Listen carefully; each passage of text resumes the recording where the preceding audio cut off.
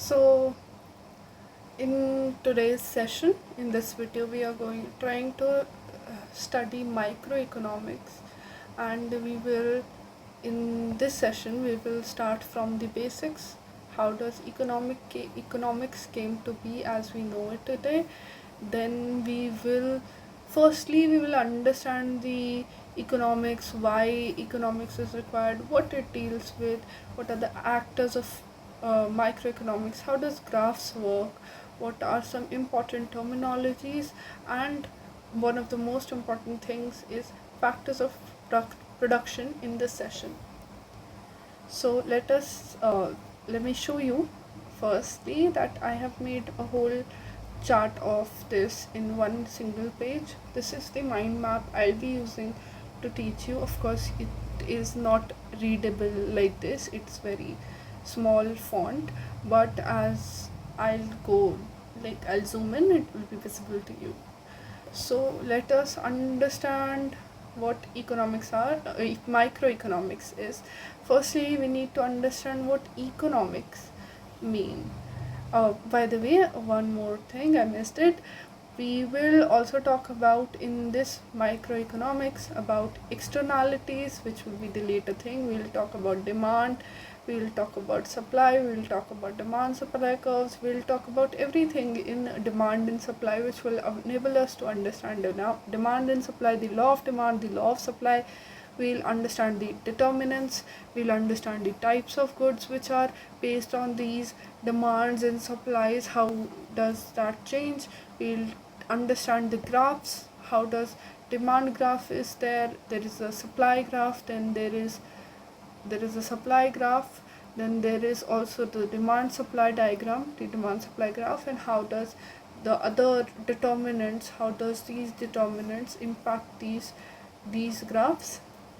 Then we'll move to externalities, and we'll also understand the types of markets in the end, and how does these market have different, what are the different characteristics, how do they differentiate among themselves, and what are the government interventions, how and why do government intervene in market, what is the requirement, and the role of the Competition Commission of India. And that will somewhat summarize or end the microeconomics for us.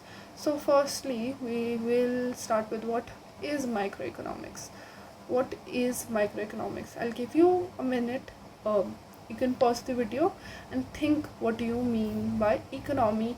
Yeah, economics. We all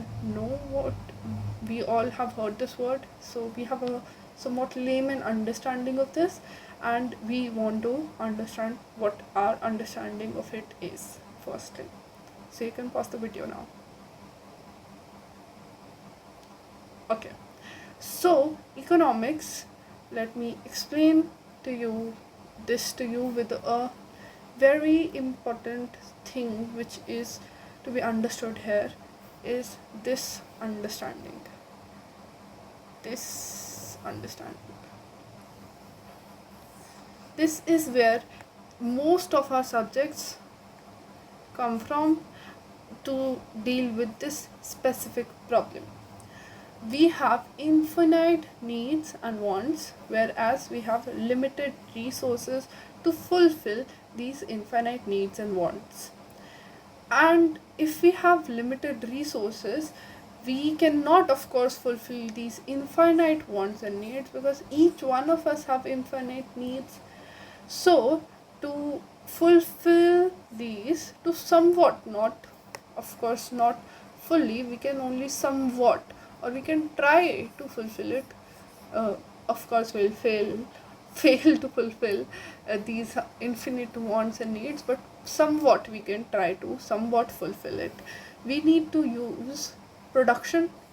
And what do we produce? If we have wheat here, the raw wheat, we need to make flour out of it, out of which we can make bread. So we need to come from here to here, we need production. Production is a must, and so we produce using limited we produce using the limited resources, we use production on it. And now, because there is infinite needs and there is limited resources, there is definitely a scarcity of resources, because we have more needs than what we have resources. So there will always be a scarcity, कमी रहेगी हमेशा.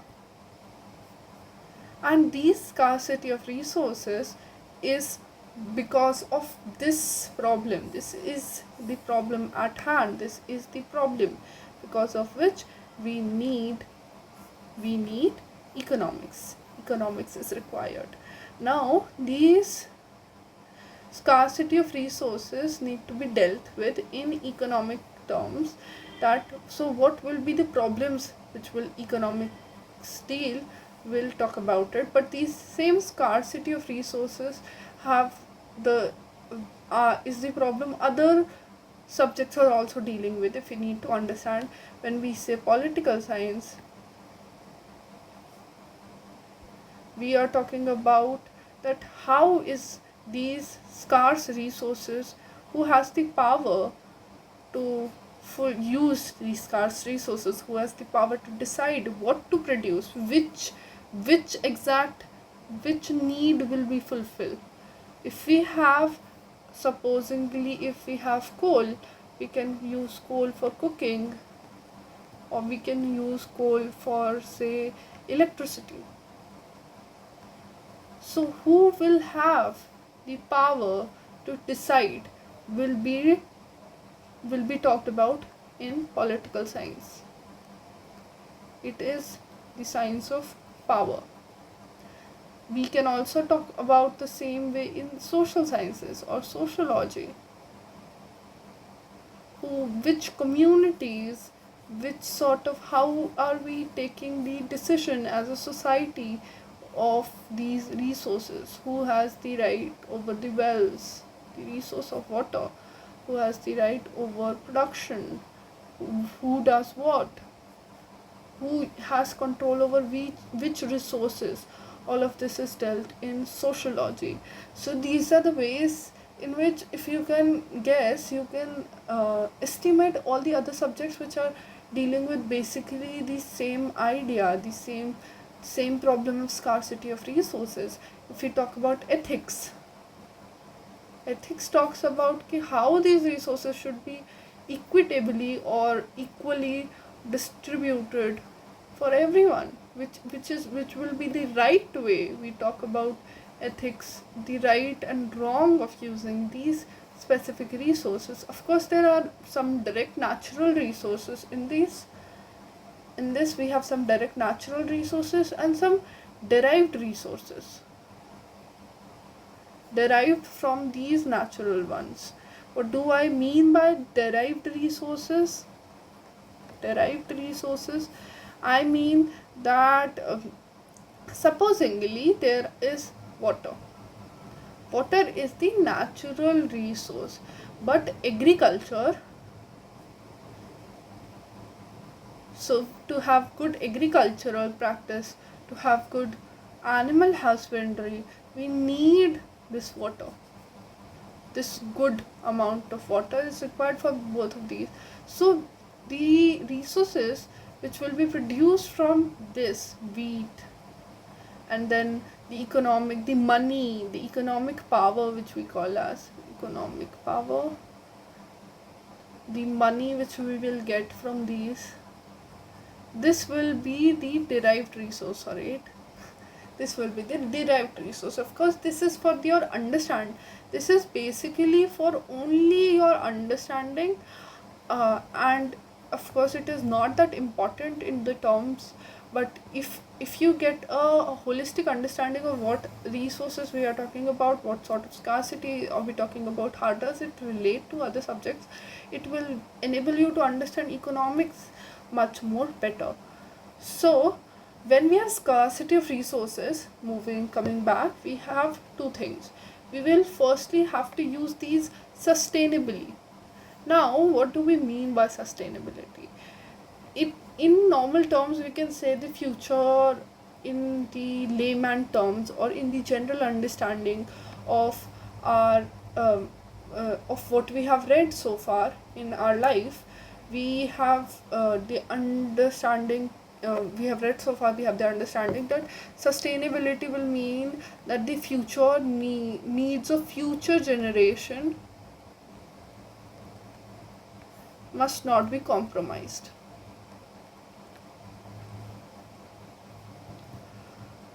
Now, in economics terms, we say that sustainability means the quality and quantity of factors of production should not reduce over time. The quality should also not reduce. How is quality reducing? Due to pollution. And the quantity should also not reduce. That is like the fuels, the fossil fuels we are reducing them in quality.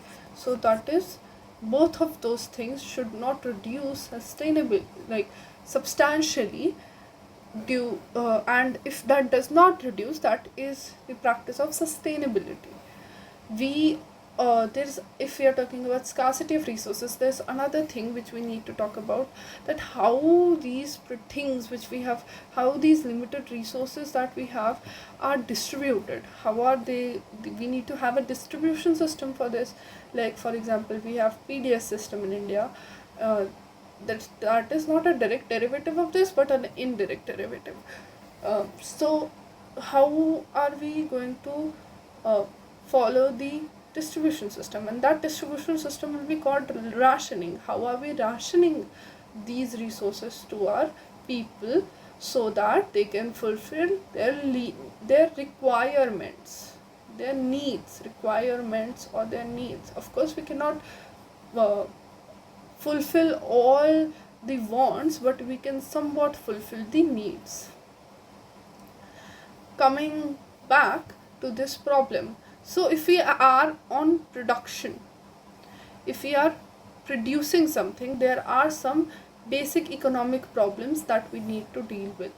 There are some questions we need to answer. If we are producing something, if you have to produce, we need to tell what and how much will we produce, what will we produce and how much will we produce. So for example, like I said, if we have wheat, sorry, let us take another example. If we have coal, we can use this to produce fuel, like direct coal fuel, which will be used for cooking, or we can use this to produce electricity. It is not just what we need to produce, we also need to understand how much do we produce it. Do we produce 90% for cooking and 10% for electricity, or vice versa? The next question is how to produce. How will we produce? Will we use people? Will we use labor? Will we use capital? What will we use eventually? And for whom to produce? So who is our consumer? Who will be the consumer of this? For whom to produce? Moving on, so we talked about for whom to produce. We have distribution, we have a rationing system, we will ration it to everyone, and that is how the distribution system will be. It will be decided by government for whom to produce and how to distribute it to them. Then I already told you that how to produce, we can use capital. So capital, in which capital is used, it will be capital intensive, and in which labor is used, majorly labor intensive. So for example, if I use people and they're like handy, so for example, if there is handicrafts, so to increase the production, I need to increase the labor. If I want to produce more, I need to have more labor. If it's handmade handicrafts, if it is machine made handicrafts, I can increase the production, I can produce more by increasing the capital. We will talk about capital and labor in detail in this coming lecture further, but we need to understand that capital here, by which I can mean machinery.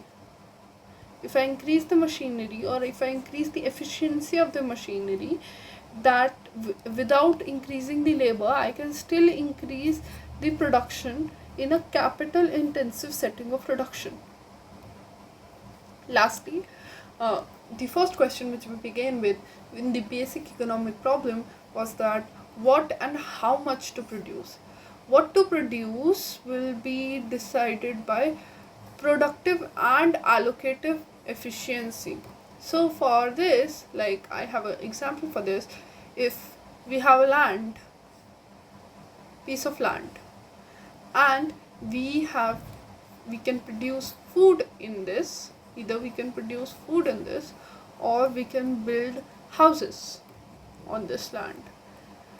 We can build a house, or we can produce food in this. So if we have shortage of food, our priority should be producing food. If we have shortage of house, our priority should be producing houses. So this is allocative efficiency. What we need is what we allocate this resource for. If this resource, if we right now our need is of food, we need to allocate this resource for food. If we need to have house, we have housing problem, we need to allocate this land to housing.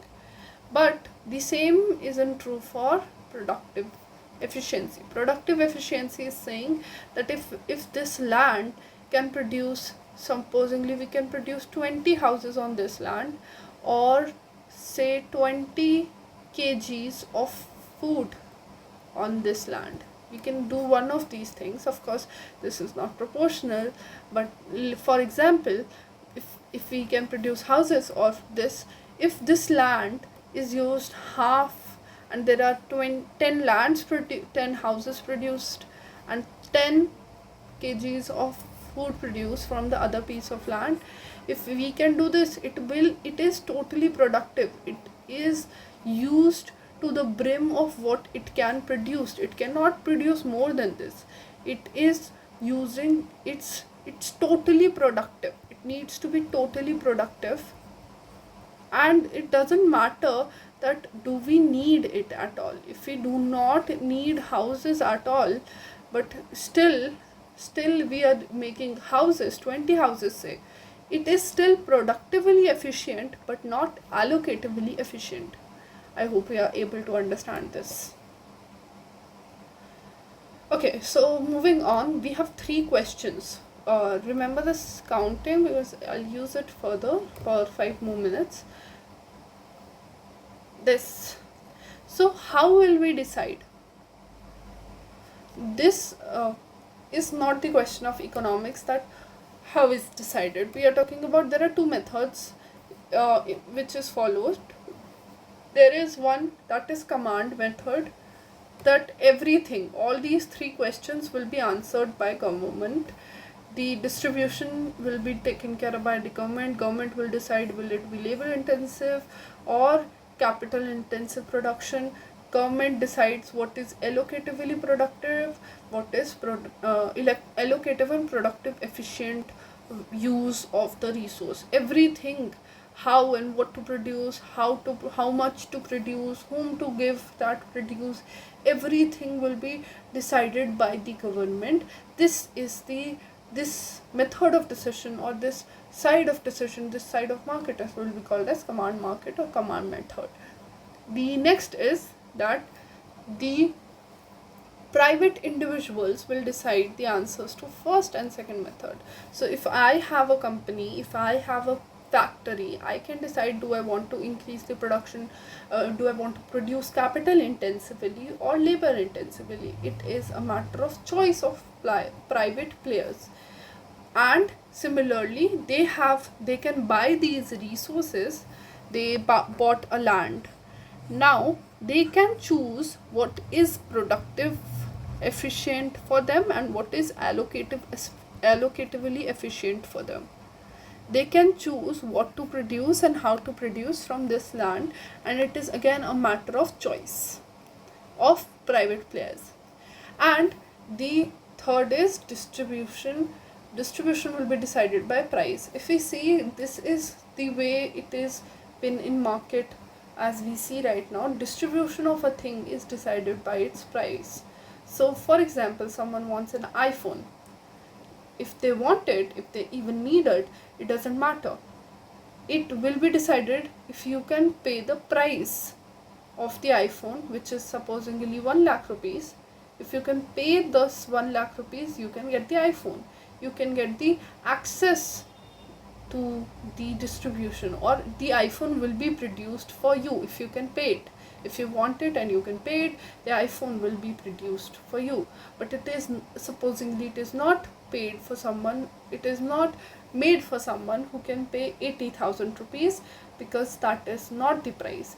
The people who can pay the price will the item or the production be produced for, the thing will be produced for people who can pay the price of the item of the thing. Market method is usually used in the free market economies which we see around the world. Free market economies, there is an invisible hand of the market which will decide the price. So we will come back to this when we are discussing demand supply graph. This will, you will be able to understand this much better when we are talking about the demand supply graph. Next we are talking about that, okay, we decided, we know that there are two methods of decision, a command method and market method. We know the basic economic problems which we are dealing with, how to produce, what to produce, how much, and for whom to produce. All these questions we have seen and how these can be answered. Now the back to the part of production. We need to produce these using the factors of production. These are the factors of production without which the production cannot take place. These are the things we need, the factors which we need as components of production. These are the components of production. We have two more things before we move to factors of production. If we have limited resources, as we talked about here, we need to decide what to produce. So if we are producing something, we always have a choice. If I can use this same piece of land, if this is a resource, I can either use it for houses, to make houses, or to produce food. There is always a choice here. And because I need to choose, there will always be a thing which will be associated with it, which will be called opportunity cost. Opportunity cost is the cost of next best alternative. It is the cost of next best alternative. What do I mean by next best alternative? So if I use this land and produce, say, 20 kgs of food, okay, and then I could have, this is the choice I have made, but I could have the next best alternative, the second one in the line could have been 20 houses. So these 20 houses, the cost of this 20 houses, or the profit or whatever it will earn for me, or whatever, this excluding the what we call as investment, whatever it will earn for me and whatever this earns for me, this cost will be, if say it costed me 2 lakh rupees to build these 20 houses, this is the cost of this is the cost of opportunity. That for to get this opportunity, to make this choice, I have foregone this other opportunity, and this is the opportunity cost for this, to lose out on this opportunity and to choose the decision of producing 20 kgs of food. Next thing what we what what what basically economics deals with is how to best utilize these resources, how to best utilize these resources. Of course, there will always be an opportunity cost, but say if a land, given no other circumstances, like we don't have a need for anything right now, we don't need food, we don't need houses, then if this land can produce 20 kgs of food which will earn me say 50,000 rupees, I'll earn by selling this 20 kgs of food 20 50,000 rupees. And the same piece of land, if I earn if I make 20 houses, I earn 80,000 rupees by selling these houses. So this is of course the better option. So economics will allow us to make the to best utilize these resources to their best of ability, so that there is allocative and productive efficiency. Okay. And now if we see this word utilize, it comes from the word utility. Utility. This word is very important. It will keep coming back in our discussions, so we need to understand this better. To understand this word utility, we need to come to the actors of microeconomics. So there are two actors, the consumers and the producers. The producers, if they are producing anything, there will be an motive will be to maximize the profits. They want to maximize the profit is basically the cost I need. So supposedly it took me 10 rupees to produce this, and I'm selling this at rupees 15, so the extra 5 rupees is my profit. So producers will try to maximize their profit, so they'll try to reduce the cost of production, increase the selling price. The consumer wants to maximize the utility. What do we mean by utility? Utility means the overall happiness, in a sense, the overall satisfaction of getting something. When we say that I bought supposedly an ice cream, and the satisfaction that I got from having that ice cream on a hot summer day, that satisfaction is included in utility. Sometimes you may have seen these reviews on Amazon and other marketplaces, online marketplaces, that it is not worth the money, you're worth the cost. What are they trying to say? This is basically they are saying it is not utility. It does not have the appropriate utility compared to its cost. So we want to increase this satisfaction, we want to increase this utility at the minimum cost possible.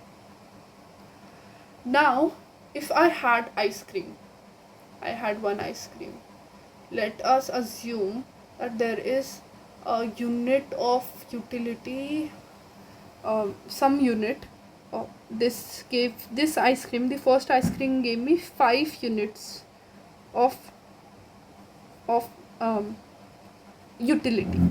The second ice cream, it was nice to have another ice cream, so the second ice cream gave me say 4 units. The third ice cream, this time I am scared that I'll have cold because I have had so much ice cream, so it was not as enjoyable, and it was also like the same thing repeated. So say the first ice cream gave me 5 units, the second ice cream gave me 4 units of utility, the third ice cream gave me say only 2, the fourth ice cream was too much, I have already had too much, I don't even want to have an ice cream, but I'll have it. it's zero utility. The fifth ice cream, now though it is too much, now though you are feeding me zabardasti, and I do not even want to have it anymore. I'm just tired. I think I'll have a sore throat tomorrow, and my utility decreased. So each one of these have different utility, and the utility, when we have plus 1, if we increase the amount by 1, the utility increased due to 1 increase in the production. So if there is, if I bought one thing, if I consumed one thing, what is the utility? If I increased it by just 1 plus 1, then how much utility did I increase? How much utility did I had? That would be called the marginal utility. Marginal means in economical terms 1, for 1. So the utility for 1. So if I go from one ice cream to second ice cream, the marginal utility is not that, is -1, but from 4 to 5, so from 3 to 4 it is -2. So it depends on which one we are talking about, this one or this one. But marginal utility have a law associated with it, that is law of diminishing marginal utility. What is diminishing? Diminishing means it is reducing over time, it is diminishing. So first I had like 5. Let us understand it on a graph. The first ice cream gave me 5, then it was 4, then it was 2, then it was 0, and then it was -1. So this is constantly reducing, right? So this is the law of diminishing marginal utility. The next thing which we are discussing are some important terminologies before we move to the last topic for today, that is the factors of production. This will be the next topic, and it will be also be the last topic for today. But before that, we need to see some terminologies of microeconomics. First is wants and needs. I think we have talked enough about this, and this is also not something very different from our general understanding of what wants and needs are, but we need to understand that these are the ones which are deriving this, along with these are infinite, and we have limited resources, and the difference between these is causing scarcity, and that is what is deriving economics. Free goods, free of cost goods, free of charge goods, your free goods, and economic goods, and goods and services. Okay, so let's do a thing that these are all the goods which we need to talk about, and which we can talk about in when we are talking about types of goods, which we will discuss tomorrow in the next tomorrow. By tomorrow I mean in the next class, whatever next lecture we have. So how about you read all of these terms on your own and then comment, and then I can tell you later that if you were wrong, right or not, and we can discuss this in detail in the next topic when we discuss types of goods, and it will be much more relevant to talk about it right now, and it will be easier for you to understand at that time. This will be a little more fragmented if I talk about it right now. Okay, coming to the last topic, that is factors of production. What are factors of production? There are 4 factors of production which we know of. 4 factors of production. The first is land. So what do we mean by land? Let's firstly understand all the 4. What are the 4? Land, labor, capital. We have somewhat an understanding from the capital intensive and the labor intensive methods of production about these, but we will discuss it in detail so that you can understand that as well. And then lastly, entrepreneurship. Okay, firstly, land. So land is in not in the general sense of what we understand as land is. It's piece of earth, piece of lithosphere, piece of land. So land itself is of course the included in land. It also is includes something, anything that grows on land. So if you are using trees, if you're doing agriculture, all of the produce is also included in the idea or in the factors of production of land. It can be found under the land. So all the natural resources that we have, the fossil fuel, the natural resources we have, that includes the fossil fuels, the coal, petroleum, everything which we found under the land, even the groundwater is included in the factor of production of land, in or under the sea. In the sea means the fisheries, the shells, the pearls which we have, the water, this even the salt which we produce from the sea water. That is also, the water in the sea is also included in the factor of production of land. And under the sea, of course, the sea, land, also the sea resources which are under the sea floor are also included. The best example will be petroleum for this. Petroleum. There is another good example for in and under the sea, that is the polymetallic nodules.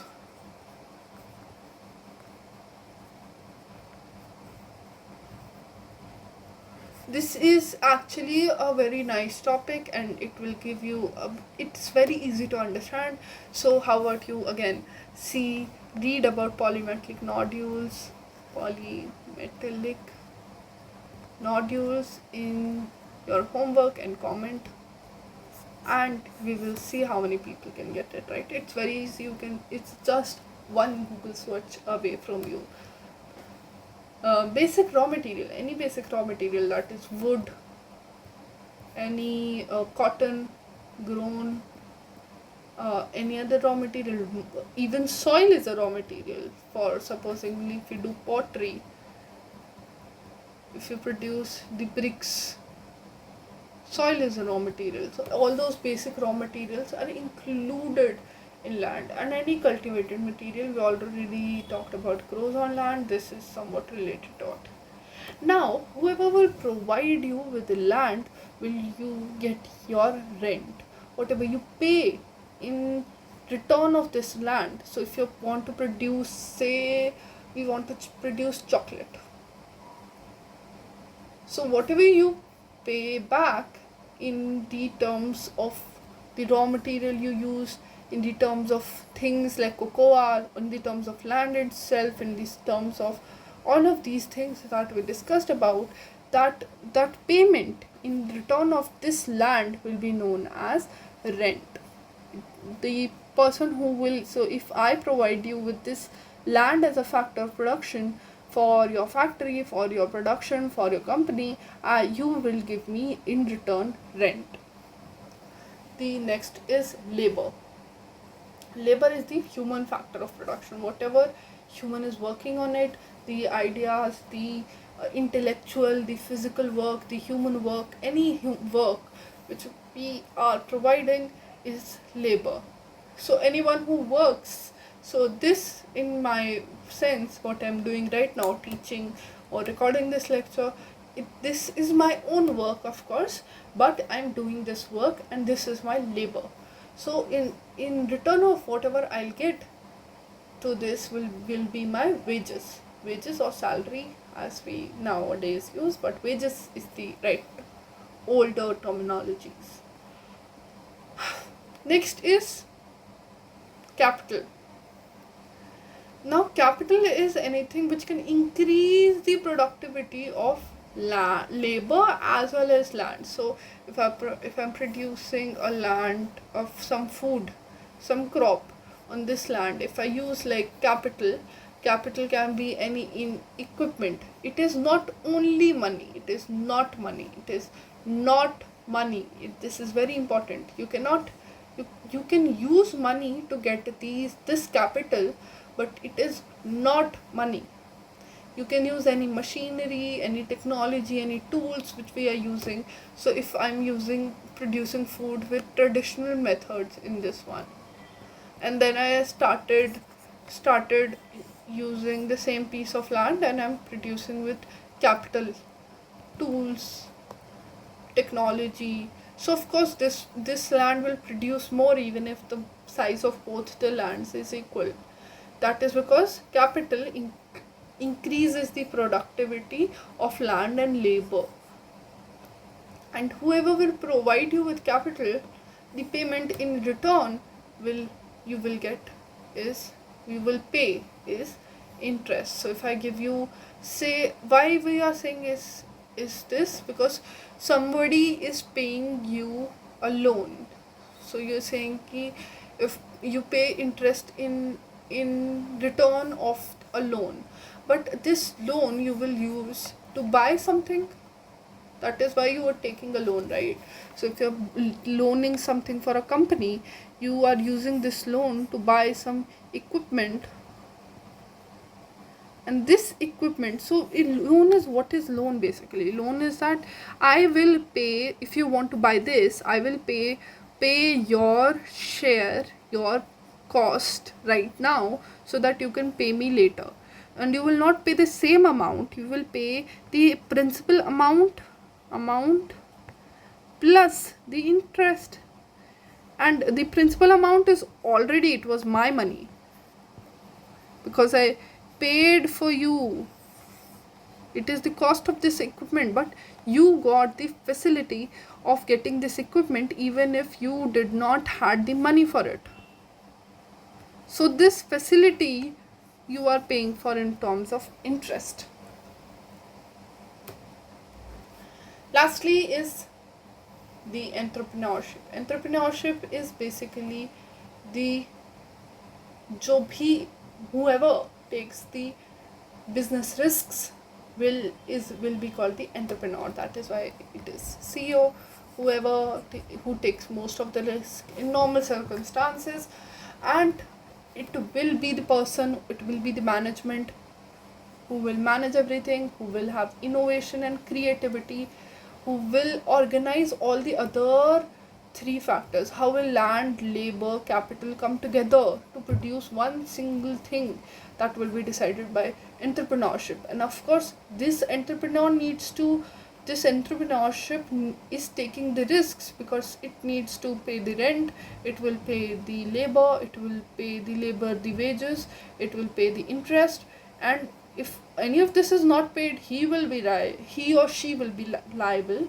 I'm not talking about entrepreneurship can be one person or a group of people, but I'm using a singular noun here for ease. So he or she will be liable for this. So they are taking a risk in that terms. So if they take a risk, whoever takes the risk will take the profit. So whatever they earn in return will be their profit. We need to understand that a person can also be a part of labor and also be entrepreneur. Most of the CEOs you see in startups take their salaries because they are also putting their labor in it, and they are also taking risk. So for the risk they are liable for their profit, and for the labor they are putting in, they are liable for their wages. So they may take both. And that will end us with this basics of microeconomics. Tomorrow we will discuss the graphs. We will start with demand. We will do the determinants of demand, the demand curve, the law of demand. We will talk about the elasticity of demand.